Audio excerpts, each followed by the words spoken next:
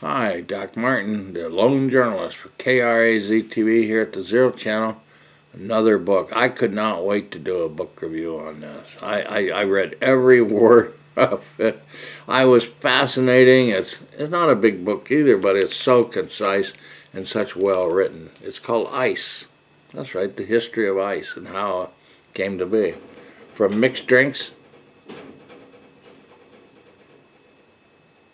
Wow, I heard that noise in the house. From mixed drinks to skating rinks, a cool history of a hot commodity by Amy Brady. Oh gosh, she's such a great writer. There she is. Amy Brady is an executive director of Orion Magazine and co-editor of The World as We Knew It, Dispatches from a Changing Climate.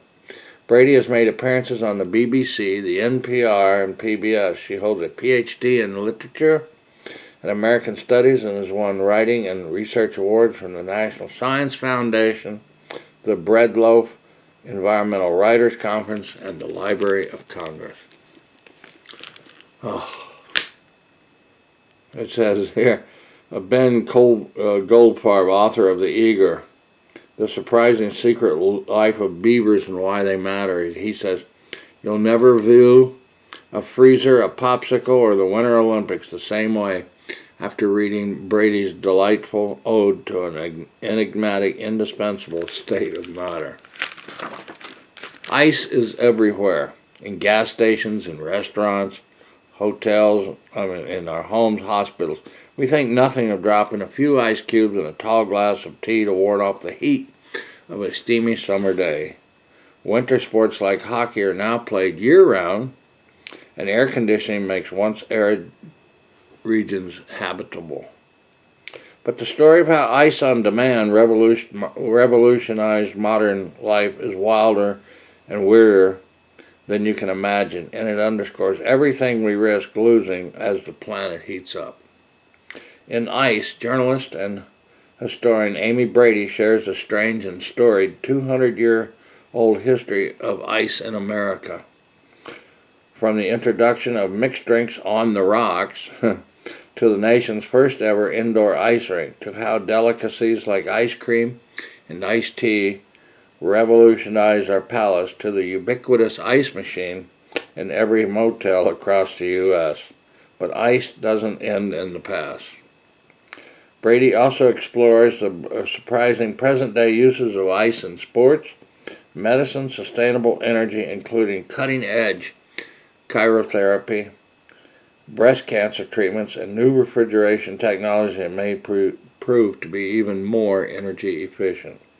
With passion and verve, Brady explains what we can learn from the rich past and surprisingly fragile future of this essential commodity in our ever-warming world. Wow, it's so concise, and there's always a picture at the start of every chapter. Harold, Red Grange, All-American halfback, delivers ice during the off-season. So these were 50-pound blocks, and so talk about our ice harvesting from lakes and the birth of a commodity. The man who would be Ice King. This is a story of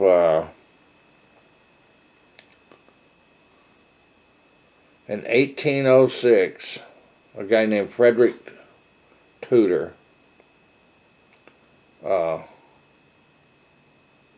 was walking up the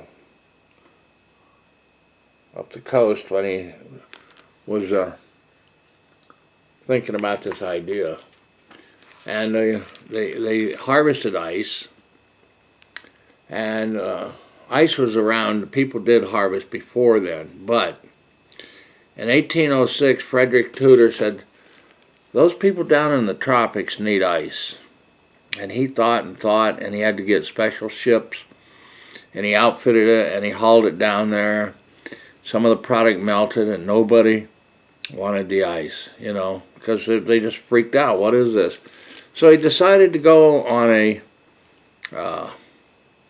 selling or promotional thing where he showed people, cracked up the ice and put it in drinks and stuff, and that really is what got the ball rolling as chilled alcoholic drinks. Mostly that. I also found that they could take and reduce fevers with it, and a lot of stuff like that, because well, you're hot, and so, well, they chilled you down, and so that was a real big, in the tropics, if they could get ice, it really helped alleviate a lot of fever cases, yellow fever and all of that. Another thing is ice chest and ice boxes came in much later, of course, but there's an evolution that she talks about how people got to thinking about ice, and it was only brought down from cold regions into the south. Then they started the iced tea rage down there, because it was to actually stop people from drinking and temperance and stuff and reducing alcohol. So, but wait till they got to cold beer, that ended it all. Oh, this is such a sweet book. I'd like to meet the author someday and our festival of books. So if she ever comes, I'll get an interview with her, I hope. Anyway, she talks about the modern part of it too, the cryogenics of the needle going in and actually freezing just the tumor inside.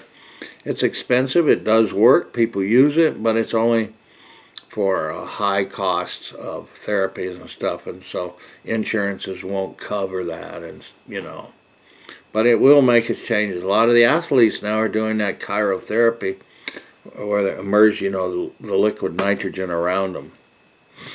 So she talks about the pollution in the water, and a lot of people did not want running rivers because everybody dumped the pollution in there, and a lot of people got sick from bad ice, So they wanted it cut from lakes, and they take wagons out there and load it up, and then roll it in hessian or burlap, and then use sawdust and stuff and store it in underground cellars and stuff. George Washington had it in his ice cellar. He made ice cream. Him and Jefferson both loved ice cream. So that got to be a big deal. First it didn't catch on, but eventually it's become ubiquitous now in the world.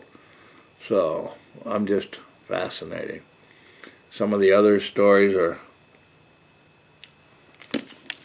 well, let's see what she the Prohibition, well, on the rocks, talking about bartenders making famous drinks.